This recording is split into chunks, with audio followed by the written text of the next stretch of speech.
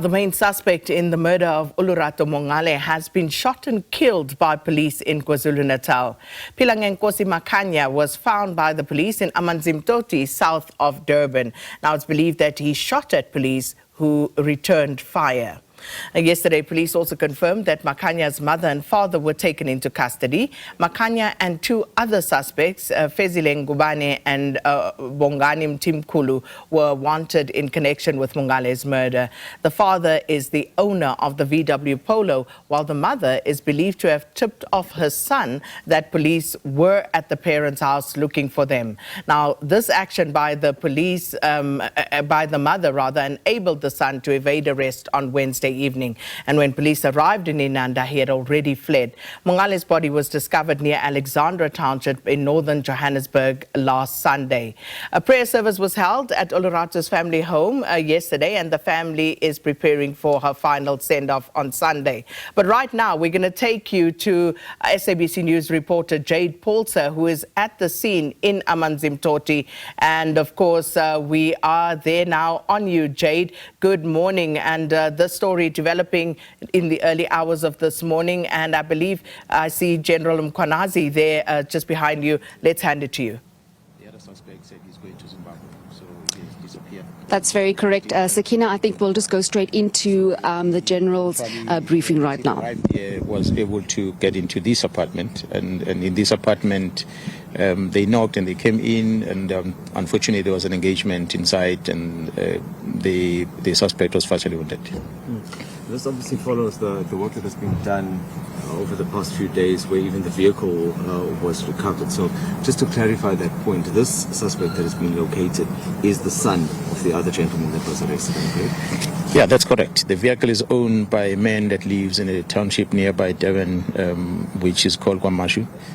And this boy was using that vehicle. It's a vehicle that he used to drive to Johannesburg, where the incident occurred, and he brought the vehicle back, and he took the vehicle to the peanut beater because it had some damage in it, and that's where we recovered the vehicle, and with some blood stains at the back of the back seat of the vehicle. The forensic people were processing it. We hope that blood stain will be linked with the victim. And the parents, the father especially, confirmed that his son was using a car. And then since the son was on the run, and wherever we've been trying to locate the son, eventually he went to throw money in one of the banks in around the area, not far from here. And we picked him up on the cameras when he went to that shopping center. And the vehicle that picked him up from there, and it's the same vehicle that allegedly picked him up from the house where he was at after allegedly his mother tipped him off. We managed to locate that vehicle. Then we found the suspect, and from there we were following up in places where he might have been dropped off until we went all the way up to the north, Kinkotwa district, to pick up other people that were they transported him here.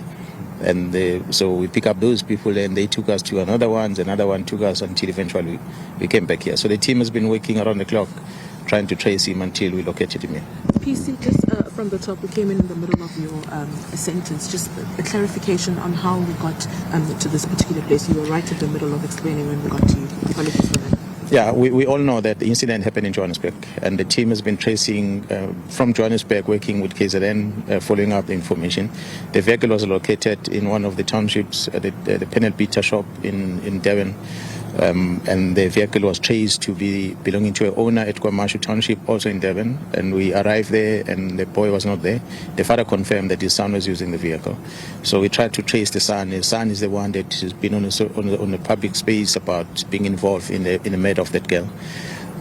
We then be able to pick up the vehicle that picked him up yesterday morning, and we followed that vehicle until we located the car.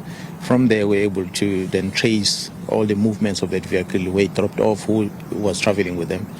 So we do have the suspect driving the vehicle. We have the accomplice that was also with him in the morning until they brought us here, and where he was hiding.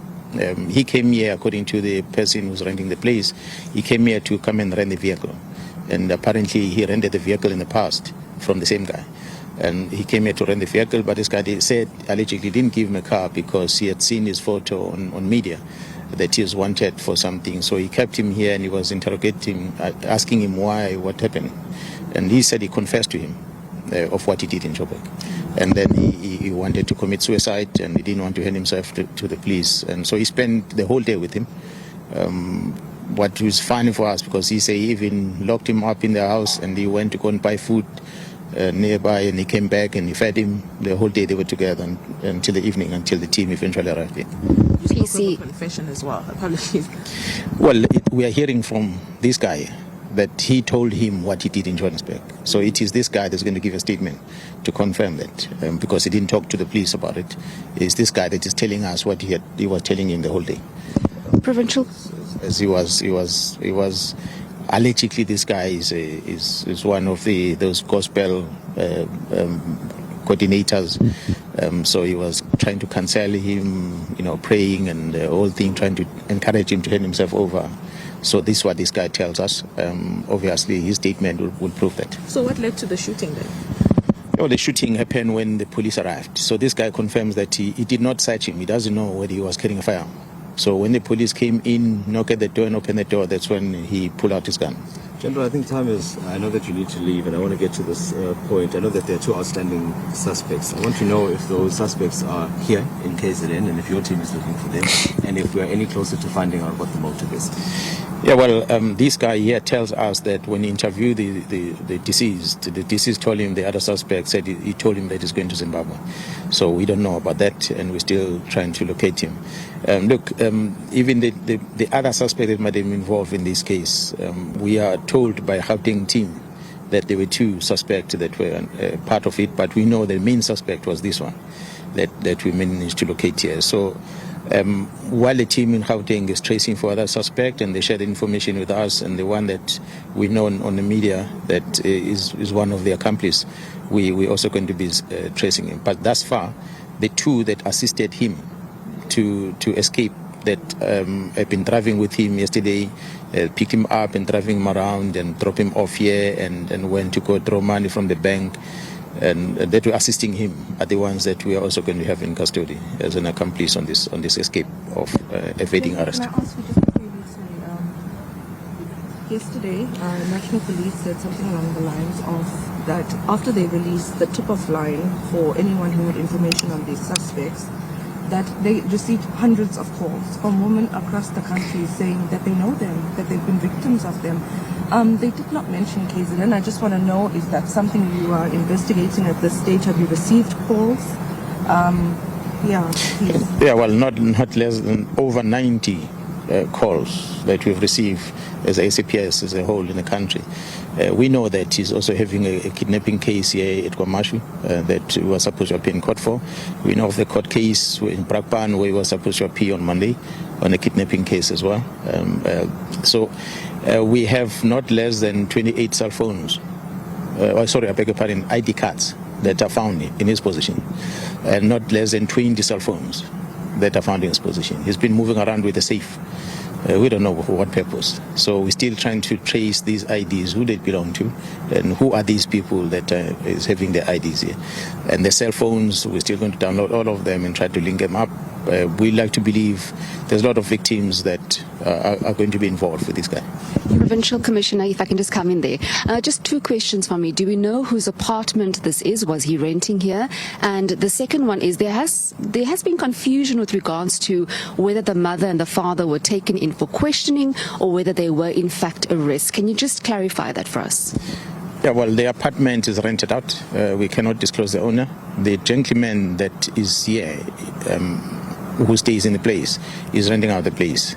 So the deceased or the suspect came to hire a vehicle from the one who's renting the place. With regard to the parents, I had said yesterday that when the team arrived in the house last night, they found the parents in the house. The father confirmed that yes, it's his son, and the vehicle was used by his son. And they directed us where his son was. And when the team moved into the place towards Inanda area, where it was alleged that the son was at, they arrived there and they found someone who then reported to the police that 20 minutes before the police arrival, the son was there and he had received a call from his mother that the police were looking for him and they were at home.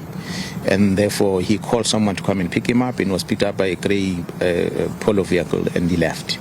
So that's when we then started questioning the parents. Of course, the father is the owner of the vehicle and he should be able to assist us to try and locate the son going forward. That's why we took him in for questioning. The mother who allegedly assisted this boy to escape, which we cannot charge her for because until we get a Section 205 to really confirm the story that we're hearing that she might have tipped him off. Until we confirm that, we'll be able to then charge her. So for now, we had taken both of them for questioning, but because it's not a KZN case, we had advised in KZN that the team from Gauteng that was here must interrogate them and try and establish more facts. So they took them to Gauteng, and what we were made to understand is that they've released them. I don't know when, but they're not necessarily facing any charges yet, because taking them was more about part of the investigations that we're doing while we're looking for this man. General, while we are focusing on this shooting that took place here, there were also other incidents that took place overnight. At least 3 CIT robbers were shot dead in various incidents. So would you be able to give us some of those details? I know that this is linked to the robbery on the R56 near Richmond. Yeah, well, the team has been working overnight and a lot of teams have been running around. We know of an incident that happened where unfortunately a 6-year-old was injured and an adult male was shot dead as well. That happened as a result of an armed robbery that has gone wrong. The criminals had planned to bomb the cash vehicle and steal the money, but it looks like they did not make a right calculation with the amount of explosive they put in there because the safe did not open. And so the robbery was not successful. And as a result, they decided to terrorize the community that were caught at the time, and which then they started shooting around randomly that led into the injury of those people. So we were able to trace at least 3 of them. They were located in 2 different areas in around the eThekwini, and there was an engagement with the police on both of them, on all 3 of them, and all 3 were fatally wounded. And fortunately, the members still survived the incident. And we were able to find one of the firearms, a rifle, that was stolen from that crime scene, which belongs to the Fidelity Guard. And from what we are getting from some of the clients, the Fidelity officials that were with us as we were working on this case, is that one of the deceased is an ex-employee of Fidelity. Was dismissed from Fidelity for I don't know what other cases or misconduct that he committed internally. So we believe that, as we always say, that there's no cash heist that happens without people knowing how the operations are run inside those companies. So in getting this one and getting his cell phones and be able to download, we probably might be able to link many people, hopefully, and then you can have more arrests. But there are many people we're looking for. These 3 are not the only ones that are involved in heist. As a matter of fact, we know that while we are still talking here, others are planning something somewhere. PC, just last question from my side. National Police have released a statement saying that there is a syndicate that's operating, targeting young women. Could there possibly be more arrests in the Olorato case? Yeah, well, I wouldn't necessarily know because I'm not part of the investigation team on that one. The syndicates that might be operating around the country, of course, there are teams that are assigned by the National Commissioner at the national level that are working on such. But in as far as this case is concerned, we know that this gentleman is linked with many cases. So as the investigation unfolds, and I'm sure we'll be able to communicate with the media in as far as the linkages that he is having on many other cases involving young girls. PC, the mother of this gentleman who is said to have given that phone call to him to tip him off, what would the charge be? Should she be charged? For now, we can't talk about it until the records on the conversation between him and the son is confirmed. Until we confirm that, then only then we'll be able to tell what charges can be preferred against him. But until now, we cannot talk anything about her being charged on anything because it's still a hearsay. It's information we receive from someone who was in the house who tell us that. Yeah. Thank you very much. Thank you very much. that is... Provincial Commissioner. Well, Sakina, a very lengthy media briefing there from the Provincial Commissioner in Philangenkosi, just detailing what transpired here, also giving us more information and clarity as to how they tracked down the suspect, Makhanya. 2 are still at large. They're hoping to find them. We do know that he was hiding out in this particular flat, this particular apartment. The PC saying they can't give too much information with regards to who owns this particular apartment, but we will be watching the developments as they unfold today and try and gain more information on the ground. And with that, it's back to you in studio. Well, thanks so much, Jayed Paulse there for us out in KwaZulu-Natal, and that the latest development in this particular story. One of the suspects has been shot and killed, 2 still at large.